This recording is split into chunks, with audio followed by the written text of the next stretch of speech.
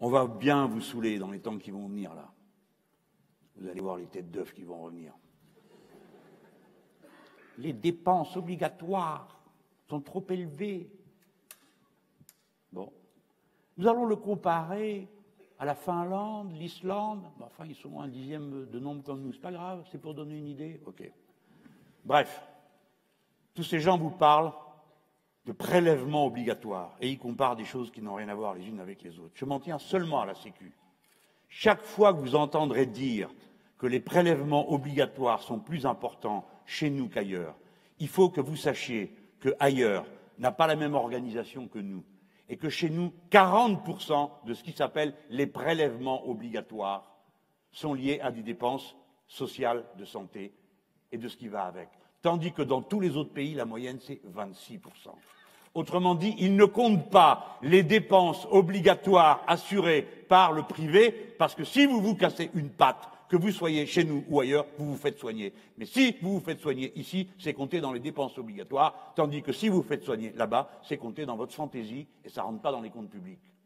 Résultat, ça vous donne un niveau de prélèvement qui est supérieur ou égal aux États-Unis d'Amérique à ce que nous avons, nous, pour des dépenses de santé qui laissent un reste à charge beaucoup plus considérable, le double ou le triple, que ce qui se passe chez nous. Ne vous laissez pas entortiller par les chiffres. Ce n'est pas vrai que nous dépensons trop, que la France vit au-dessus de ses moyens. Il y a un sujet sur lequel, en effet, la France vit au-dessus de ses moyens. C'est que sa classe dominante sociale coûte abominablement cher et que nous pourrions trouver des gens qui nous coûtent beaucoup moins cher pour faire la même chose. Oui, nous vivons au-dessus de nos moyens avec une oligarchie pareille, record d'Europe de distribution des dividendes, alors qu'on a besoin d'investissements massifs dans le pays. Et j'attends qu'on vienne me démontrer le contraire. J'attends qu'au lieu de venir parler de mon style oratoire, de ma cravate, de mon âge, de mes dents ou que sais-je, on vienne me montrer que j'ai tort, que ce n'est pas vrai.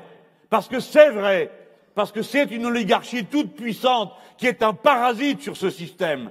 Et quand je dis qu'il ne doit pas y avoir d'écart de salaire supérieur de 1 à 20, c'est-à-dire que quand M. Gonch veut s'enrichir sans rien faire de 6 millions d'euros supplémentaires, eh ben il va falloir qu'il en donne autant à tous ceux qui sont en bas de la hiérarchie. Parce que c'est ça un écart de 1 à 20. Et 1 à 20, c'est beaucoup, hein. C'est beaucoup, beaucoup.